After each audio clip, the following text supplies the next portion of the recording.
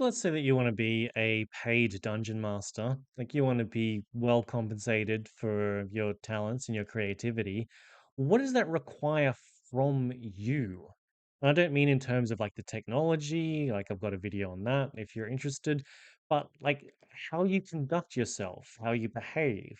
Like, what do you need to do in order to not just be a hobbyist, but a professional? And a lot of this is common sense, but I figured go through the full list because maybe this is something you haven't really thought about before, and maybe you've never really made that leap from hobbyist to professional in anything.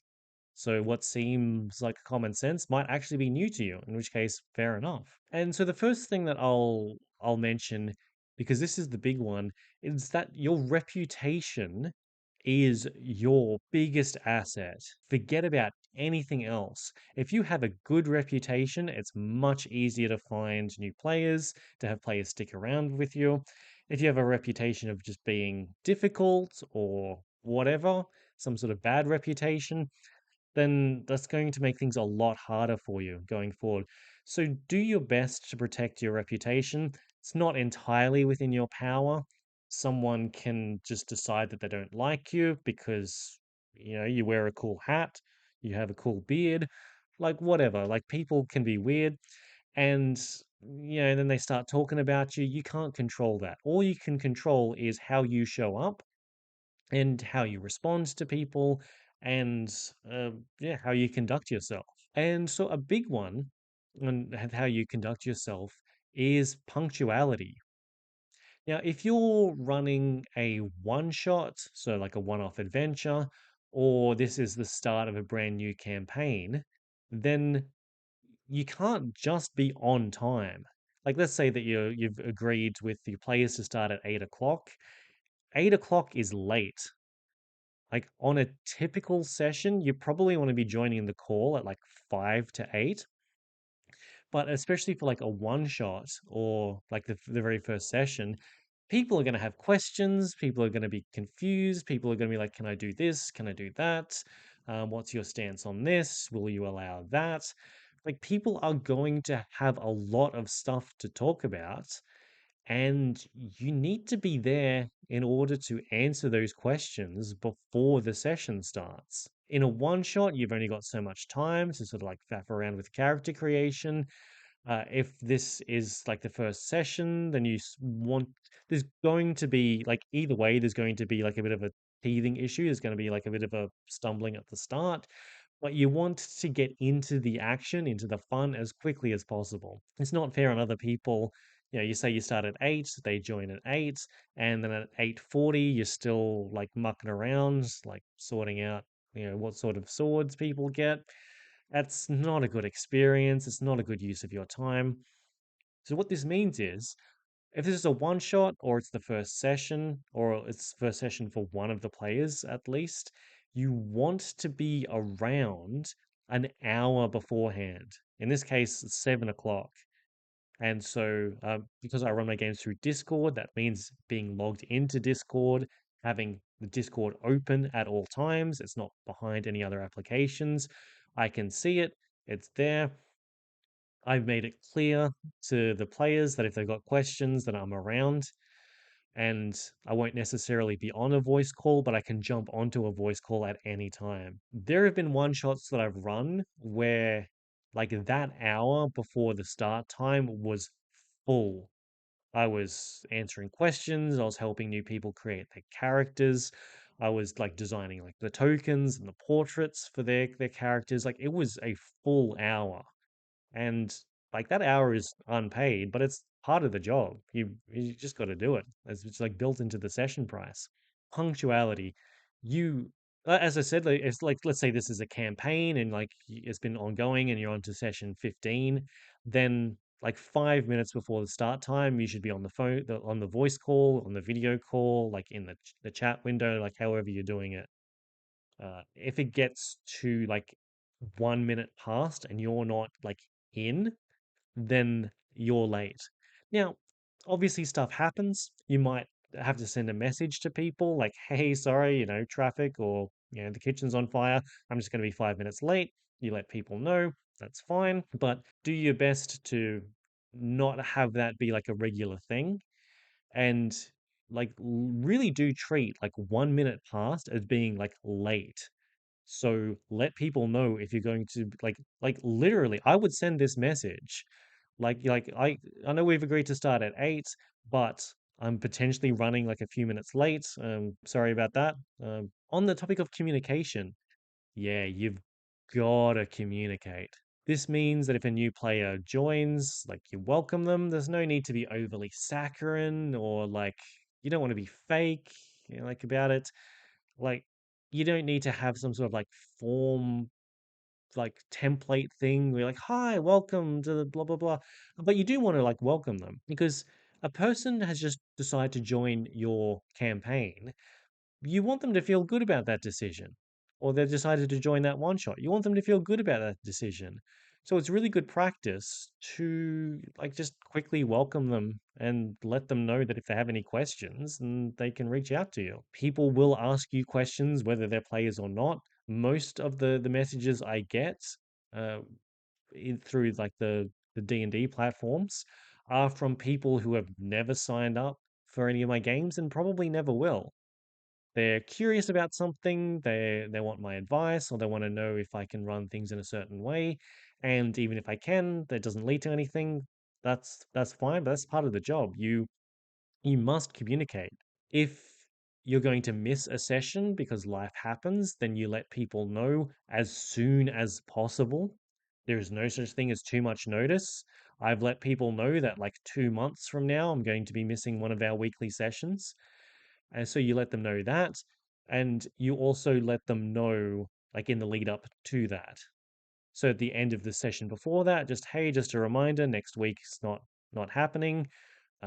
I use like a calendar system, so that's in the calendar as well, so people can check that at any time. But you can't assume that people are checking the calendars. I've had people show up to sessions like an hour early or an hour late, um, because of like miscommunication issues. It's all as the dungeon master, any communication issue is always your responsibility. Even if you didn't cause it, it's your responsibility. So you must be on top of this sort of stuff. Now, a big part of it is like because you're being paid, you must deliver what was promised. So I advertise my campaigns as being like 2 hours per session generally. There's some that are different, but generally it's 2 hours.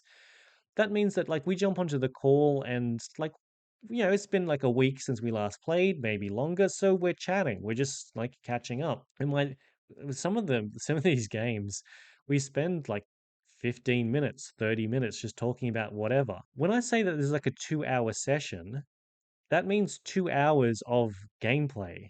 Doesn't mean 2 hours of the phone call. So again, if it's like an 8 o'clock start, we spend 15 minutes just chatting about what we've been up to, and then we get into the game. Then at 10:15, that's the earliest I could possibly end the session because I've said this will be 2 hours, and I can't not deliver 2 hours. It's part of being a professional is you deliver what you've promised and what people have paid for. Now, again, there might be times as like hopefully the occasional one-off where you need to make some adjustments here, where it's like, hey, normally we go till like 10:30, but just letting you know that that's at 10:20, I've got to be out the door, so we'll be wrapping up. But even on the times where I've had like, I think there was one session where it was like an hour and 55 minutes. And then I had to go. I had like a plane to catch or something. And I let people know like that was the situation. But even so, it was like I was 5 minutes short. The next session, I ran for 3 hours. I was short by 5 minutes, so I gave them an hour extra. Why not? As far as I'm concerned, that's the minimum. I still felt bad about that. Like only an hour for a whole 5 minutes? Like you you must be consistent, and you must deliver what you promised. Now, no one's expecting perfection from you. The implication when a player pays a dungeon master is that they're paying for like a fun time, a good time, like a good session. Sometimes things happen, like maybe like the dice rolls are just against the player.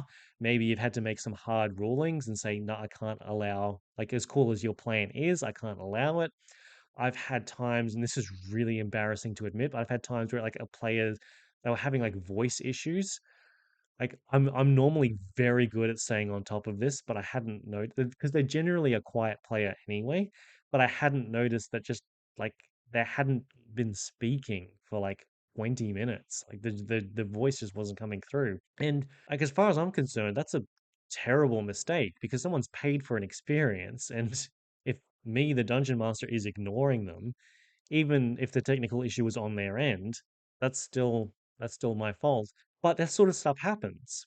And most people will forgive that if you're earnestly trying and if you're forefront and you apologize when you make mistakes and you're always like willing to make a good effort of things.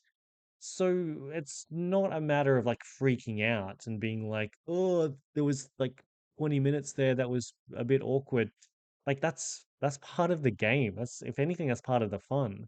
No one expects you to be perfect, but they do expect you to be professional, which means, yeah, being proactive and owning up to your mistakes and doing your best to make sure everyone has the experience that they've paid for, even knowing that that's only up to you so much.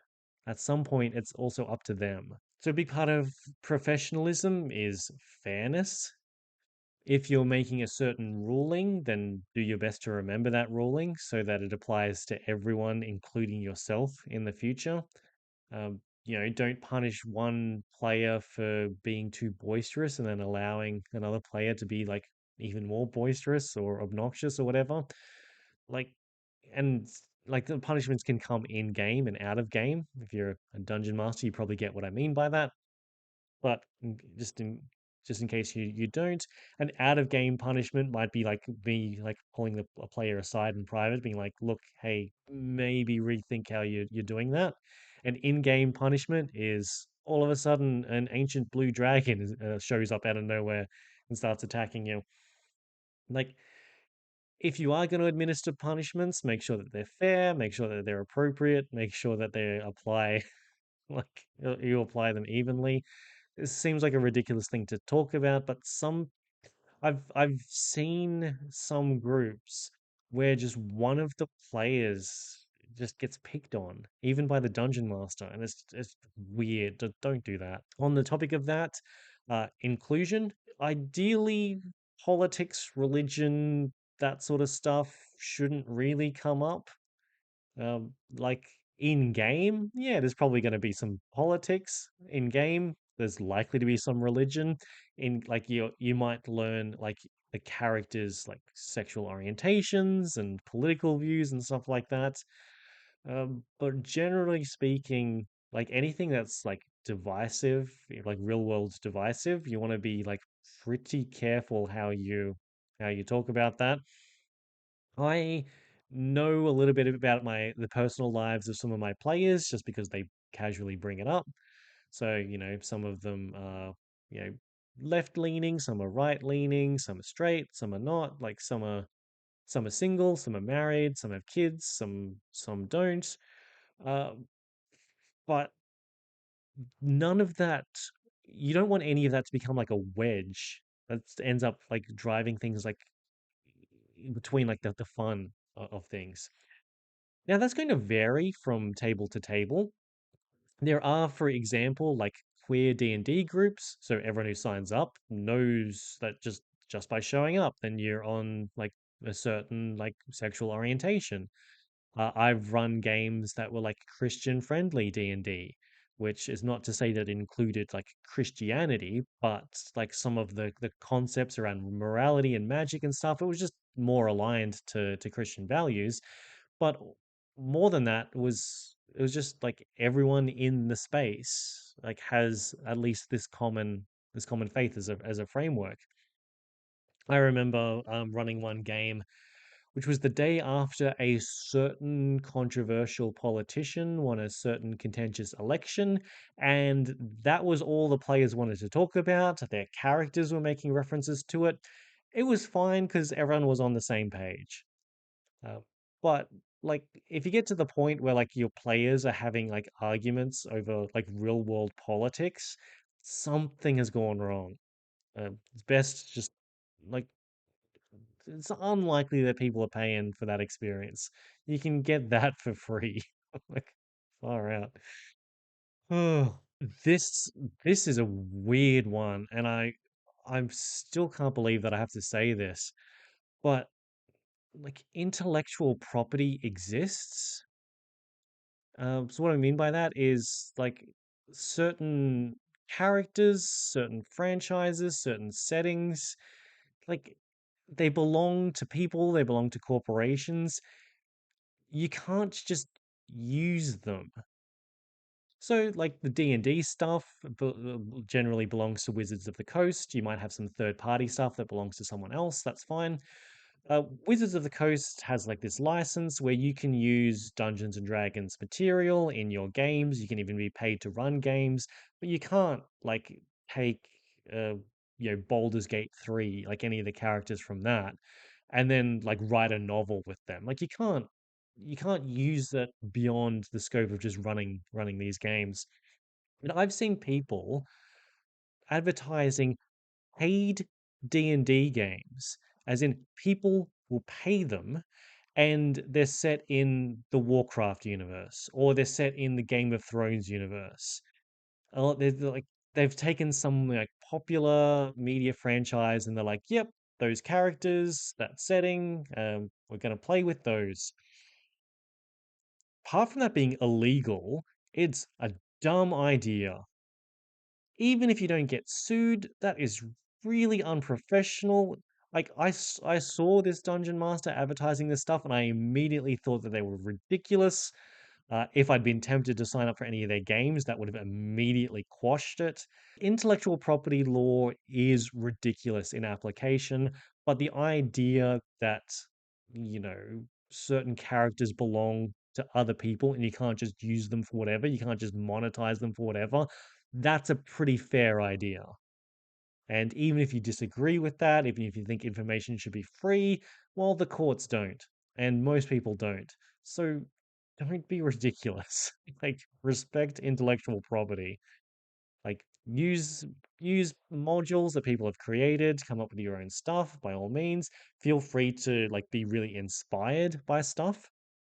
I really, really wanted to run a game or a campaign set in the StarCraft universe. That would have been fantastic. Obviously, I can't do that. That belongs to Blizzard. Were they Activision Blizzard? Belongs to Microsoft now. But I did create my own like homebrew sci-fi setting that has something called the Myriad, which is enough like the Zerg to scratch that itch, but is enough not like the Zerg to create like a unique experience, keep the lawyers happy.